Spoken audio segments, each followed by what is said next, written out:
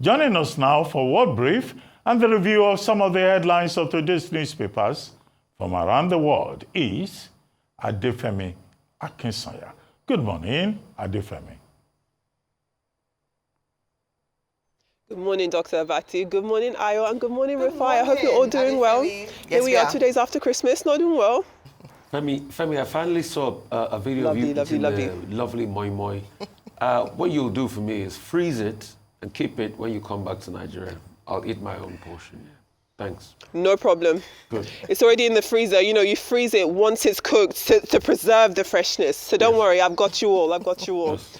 Let me tell you about what is happening around the world. And we begin again in the Middle East, this time though in Yemen. Now, the World Health Organization's leader, Dr. Tedros Adhanom Ghebreyesus, he was in Sana'a for the past couple of days. He was there talking about the detention of United Nations staff and also taking a look at the general humanitarian crisis happening in Yemen. Of course, we know that there's a lot of insecurity, and as a result of that, staunch poverty in the country. So he said that his decision to go to Sana'a, the Yemeni capital, along with other members of the United Nations team, will focus on those two things: the detention of United Nations staff and also a general look at the humanitarian situation in the country. Now, on their way out of Yemen at the Sana'a International Airport, there were airstrikes which were believed to be dropped by Israel, which caused so much damage and destruction to the airport that they were unable to travel.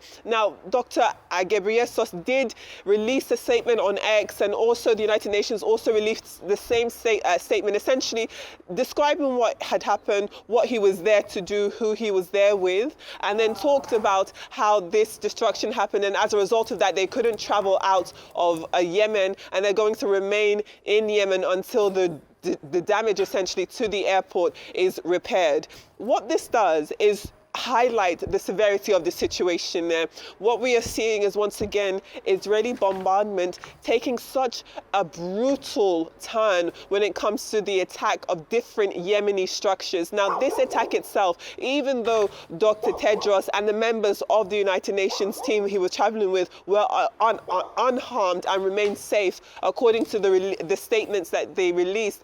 According to Houthi-backed Yemeni media, 6 people were killed and 30 people were injured. It's not clear at this point whether that death toll and injury toll were civilians or fighters or a mixture of all. But as I said, what it does do is show that Israel is very much relentless in their multi-pronged offenses across the Middle East. We do know that simultaneously they are fighting a whole heap of different wars. We see what's happening in Gaza. We're just talking now about what is happening in Yemen, but also there's the Golan Heights in Syria. There's their ongoing conflict, even though there was a ceasefire between Lebanon and Israel too. And talking about Gaza and Palestine specifically, 5 Palestinian journalists were killed yesterday in Israeli strikes that Palestinian media believe was specifically targeted by Israel. So again, when we're looking at Israel's behavior across the Middle East, it does seem to be relentless and unforgiving, and it doesn't seem that they care who they are targeting. This time it was United Nations staff, and we already know that hundreds of thousands of civilians across the Middle East have been killed by Israeli attacks. But again, it just shows that the severity in the Middle East continues to escalate. Now, moving on from the Middle East, coming here to the United Kingdom, and there's an interesting story here. Reform UK says that it now has more members than the UK Conservative Party. Now, that's according to Reform UK's website, which has a digital ticker, which automatically shows the different people signing up to be a member of that party. And they're saying that their numbers now have gone past the 131,690 members that the Conservative Party said that they had when they were approaching the election. So according to Nigel Farage and the Reform UK website, they now have more members than the Conservative Party. And as you can imagine, Kemi Badenoch was not very happy to hear that. So she released a statement also on X talking about how these numbers have been manipulated, that they're fake. She even threw a tidy jab at Nigel Farage, saying that he was like spending his Christmas manipulating numbers. So, I mean, a lot of going back and forth. And we actually see that discussion is permeated onto the front cover of UK papers this morning, which we'll get into later. But those are the stories that we're discussing this morning. Firstly, the escalation in Yemen behind what we saw with the World Health Organization, and then also Reform UK really showing itself as a force to be reckoned with. Nigel Farage himself said that they are now the opposition party in the United Kingdom and not the Conservatives. I'd love to hear your thoughts before we go to the papers. No, as regards saying Reform is the opposition party in the UK, Nigel Farage is just bluffing. The Conservatives, despite the fact that they took a shellacking in the last election, are the opposition. Nigel Farage Reform has just got 4 members of Parliament. But the Conservatives obviously has well over that number. So, yeah, they did get a lot of votes. They got about 4 million votes in the last election. But their number is growing. And they've definitely they're talking about actual members of the public who sign up to their party. The number is growing and they'll make it They're dent. talking about actual, yes. And like I've been saying, and that's why Kemi says all the crazy things she says about, immigrants and everything, because her major opposition is Nigel Farage. It's not the Labour Party. A major opposition on the pecking order is Nigel Farage. And she wants to be more white than white, more right-wing than right-wing. But it's going to be tough for her because Nigel Farage knows how to play this game. He single-handedly made a very big dent on the conversations around Brexit. I remember those Brexit debates in the UK then. Yes. He channeled all of them. He played the game of distraction. While people ought to be talking about leaving the EU and what will happen, he kept on talking about things like the curvature of a banana and all of that. So it's Nigel Farage's game. He's done it very well in UK. And he's way more experienced as a politician than Kemi. So obviously he'll play the game right. Yes. Secondly, as regards Israel, what is happening is Israel is opening too many fronts. Yeah, the Houthi rebels had constantly attacked them in the past, but Israel now opening a front with this attack at the airport, and it could have killed anybody. Goes back again to intelligence. Tedros Ghebreyesus was there. Could have been caught in crossfire. Thankfully, that didn't happen. But Israel definitely is opening too many fronts. They have a front in Syria, around the Golan Heights. They just closed the front in Hezbollah-led territory. They have another one, in Gaza, and now they're opening this one with the Houthi rebels. Anyway, the Houthi rebels have said that they're going to definitely reply them. On their television channel, the Al-Quds Today network, they talked about reprisal action and fighting back. But we all know that the fight is long drawn out between Israel and them. All right, Adefemi, so let me come to the United Kingdom. Yes, the Reform Party might just have a few seats, about 4 or 5 seats in Parliament. But statistics have shown that they have increased their popularity since Nigel Farage took over as leader earlier this year. And his boast is that for a young party, relatively, even though he's not a young man in politics, he once was the leader of the UK party, which was also very far right, and then he stepped down after the referendum. But he has been able to gain votes. In fact, what is a bit worrying is the fact that he's now appealing, he and the party are appealing to younger voters. It was said that the age of members of the Reform Party used to be middle-aged men or older men in particular, and less women. They were they were least popular amongst these demographics. But now, according to statistics earlier this year, the Reform Party has the highest number of followers across parties in the UK on TikTok, which is, of course, a youth-friendly, and even across all social media platforms, they have a high level of engagement. So it just shows, and so this is what the Conservatives should be worried about, that they are gaining more grounds, especially amongst young voters in the United Kingdom. And that's why his number, which says has crossed the 131,690 numbers of the Conservatives, might not be absolutely or completely false. The truth is that when he came up with numbers, of course, he still has the burden of proof to show that and demonstrate. But when it comes to far-right choices, what he's even saying is that the leadership of Kemi Badenoch has reduced the potency and the power of the Conservatives. And of course, I would imagine that Kemi Badenoch wouldn't take this line low. But it's quite interesting what we have said a number of times on this table, which is the emergence of far-right ideologies and parties in Europe, not just in the United Kingdom. We've seen that happen in France. We've seen it in Germany. We've seen a lot more far-righters who wouldn't even have a chance when it comes to elections, gaining a lot of ground. That is worrying. Okay, can we approach this in terms of context and talking about UK politics? Sir John Curtis, a polling expert, like 2 days ago, released a report saying that, look, the Reform UK party led by Nigel Farage is changing the pattern of the political democratic process in the UK, and that we may have in 2025, ahead of the local elections, a three-party framework in the UK. Now, Times of London conducted, I think, YouGov poll, and they also said, oh, it looks like, you know, the party of Nigel Farage, Reform UK, is more popular. And that Nigel Farage himself is more popular than Sir Keir Starmer, the, you know, biggest achievement by any new political party that we have seen in the history of Britain. Now, that's the background to all these, you know, catcalls about my party is bigger than yours. Last month, the Reform posted 100,000 members. Now they have posted over 132,000. And that's quite a jump. And that's more than the 131,850 posted by the Conservative Party.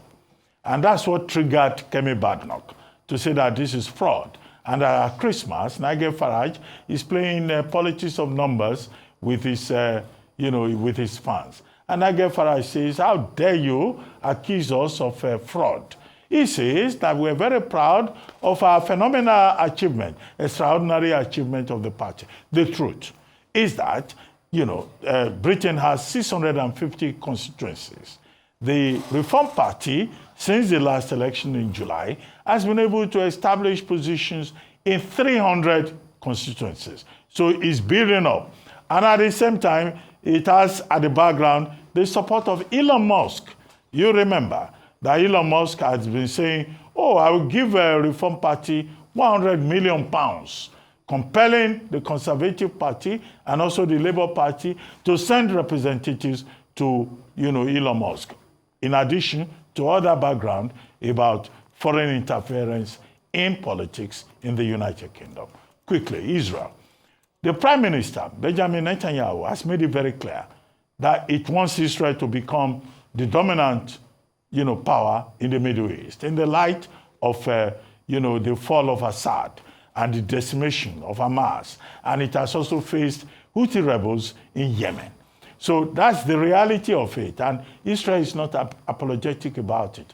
Israel will tell you, oh, Israeli ministry, IDF, will say, oh, we're acting based on intelligence. And that is what has happened. And that's what they are basing their attacks on. Sana'a, the Sana'a International Airport, the Yemen International Airport, Western Yemen, you know, which is the stronghold of the Houthis. And also yesterday, there was an attack on journalists, highlighting how dangerous our work is. 5 journalists were killed in Gaza, you know, and the Israeli military also says, oh, these are people who are affiliated with the Palestinian Islamic Jihad, and that it was a cell that they attacked. So you find Israel remaining aggressive, you know, in that region. And that's part of the problem that the international community has to deal with. What's his name? Gabriel Jesus said he went there to secure the release of detainees and also to talk about humanitarian and health issues. And then it got bombed. So yes, the Secretary General says this is extremely alarming. And indeed, it is extremely alarming. It is. It is. Thank you very much, Dr. Abati. Thank you all for your analysis. Let's move on to the newspapers now, because there are very interesting stories on the front page. And let's start with This Day. Let's take a look at the front cover of This Day. And This Day leads, unsurprisingly, with one of the biggest stories out of not just Nigeria, but indeed West Africa. We have This Day this morning leading with the federal government accusing Niger of attempting to blackmail Nigeria after Niger said that there was a covert collusion between Nigeria and France to destabilize destabilize Niger. Very, very serious allegations because, as we know, Niger, Burkina Faso, Mali are all scheduled to leave ECOWAS next month in January. And it's not a departure that was positively wanted by the rest of the bloc, essentially because of the interest of community and unity and democracy. These three countries, Niger, Mali, Burkina Faso, now have military leaders at the top, at the helm of power, and that goes against the ethos of ECOWAS. So what we're seeing is very, very strong allegations coming from the Niger side to Nigeria. And as you've already discussed at the beginning of the show, Nigeria and Niger do enjoy very positive relations with each other. So these accusations clearly have been taken very seriously by the federal government, and we'll have to see whether or not they will escalate any further, though we do not want that to happen. Moving on from this day, we do know that the Tribune, the Daily Independent, and the Daily Trust all lead with this story, the accusations from the Nigerian government and the Nigerian military towards Nigeria and Nigeria's defense against them. Let's take a look now at the New Telegraph. Meanwhile, the New Telegraph is leading with the tragedy in Benue State. Over in Benue, herdsmen overrun 4 different wards in the state, killing 14 farmers and taking people. There have been many abductions, many kidnappings, many people are missing. Among those missing and believed abducted are 7 children, just to underscore the severity of the insecurity situation that we're seeing in Nigeria. But this time we're looking specifically at Benue, so a very harrowing story there. As I said, dozens are feared missing. Let's move on or actually staying with the New Telegraph. Another story to the top page of the New Telegraph looks this morning at the 2024 POS transactions. Essentially, they went up 38.3% this year, amounting to 14.86 trillion naira. So just to show the prevalence of these types of digital transactions in the country. Now, moving on to the Punch this morning, and the Punch stays with that accidental bombing of villages in Sokoto. Now, the military has blamed villagers for this airstrike. To some extent, it's unclear why, because again, this is a question about the quality of intelligence that they received. Now, they insist that their airstrike, of course, was intended to neutralize Lukurawa terrorists, but obviously and unfortunately, they accidentally hit civilians. And we do know that at least 10 people and several others, at least 10 people were killed and several others wounded. We also know that a probe has been ordered into this tragic event. The picture headline on today's edition of The Punch features the Lagos drug lords, the kingpins, who have been sentenced to a collective 28 years in prison for their involvement in illicit drugs, as well as their homes in VGC, I believe that's Victoria Garden City in Lagos, being forfeited and seized by the authorities there. Let's move on to newspapers. More newspapers out of Nigeria. The Guardian this morning, its caricature leads with the good, the bad, and the hard lessons of a challenging year, and goes again throughout the article to list the different struggles that Nigeria has had to face throughout this year. But another story on the front page of The Guardian is that it looks at states incurring nearly 200 billion naira in subsidies as NERC seeks plant privatization. So again, among the many lists of struggles, definitely Nigeria's grid situation, connectivity issues are there. Let's look at some UK papers now. And the Financial Times of the United Kingdom has the Russian military accused of shooting down the Azerbaijan Airlines crash that took place on Christmas Day. The United States have actually pointed their finger towards the Kremlin, but Vladimir Putin has said everybody should take time and be wary, essentially, of baseless accusations.